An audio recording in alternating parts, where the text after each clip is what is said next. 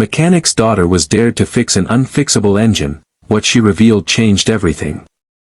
The rain tapped softly against the dusty garage roof as 17-year-old Lily wiped her greasy hands on a rag, her overalls stained with oil and history.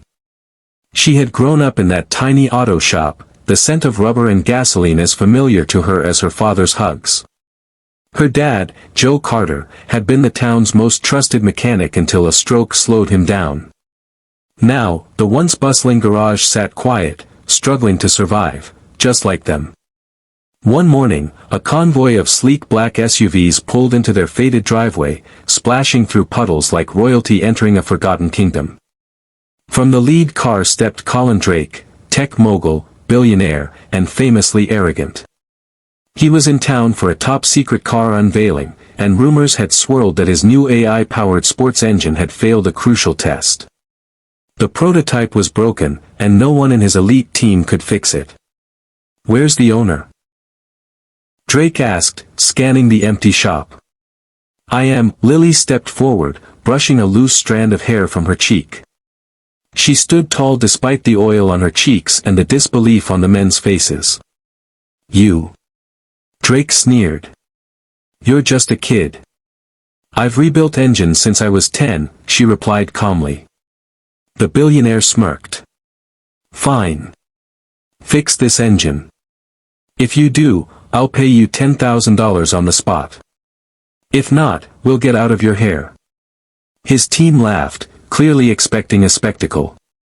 But Lily wasn't rattled. She simply walked over to the prototype, a complicated web of wires, carbon frames, and unfamiliar tech. She didn't hesitate. Her fingers danced over the system, eyes scanning, listening, feeling the engine the way her father had taught her, not just with her mind, but with her heart. An hour passed. Then two. The billionaire grew restless, then quiet, as Lily made no small talk, no excuses, just steady progress. Then, suddenly, the engine roared to life. Not just functioning, purring like a dream. Gasps filled the room. Colin Drake stepped forward, stunned.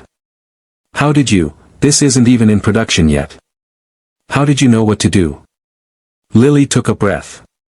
"Because this design, it's based on his plans." She pointed to an old notebook lying nearby, her father's designs, scribbled years ago in the back of the garage when no one took his ideas seriously. Drake picked it up, flipping through pages of handwritten notes that looked eerily similar to his own billion-dollar project. "Your father, was Joe Carter?" Drake asked, slowly connecting the dots. "He submitted those designs to your company 5 years ago," she said quietly. "You sent a rejection letter. Said his ideas were too simple. He never fought back. Said maybe the world wasn't ready." Drake's face paled. His company had used those ideas, subtly, legally, but undeniably. He turned to Lily, humbled. "He built the foundation for this. And you just saved it." Lily didn't gloat. Instead, she looked over at the garage wall, where a faded photo of her father in his prime smiled back at her. He didn't want fame. He just wanted to make something that mattered. There was silence. Then, unexpectedly, Drake took out his checkbook, not for $10,000, but for $500,000. "For the garage. For your family. And for your father's legacy," he said. But Lily shook her head. "Put it toward scholarships, for kids who dream big, but get overlooked. Just name one after him." Drake nodded, deeply moved. "You got it." The next morning, news of the mechanic's daughter spread like wildfire. She had not only fixed the unfixable but reminded a powerful man of the value of humility, honesty, and hidden brilliance. And in that small garage, under the same leaky roof, Lily smiled as her father, now wheelchair-bound but proud beyond words, held her hand. They didn't need riches. They had something better: respect, purpose, and the power to inspire change. Sometimes, the smallest hands carry the biggest legacies.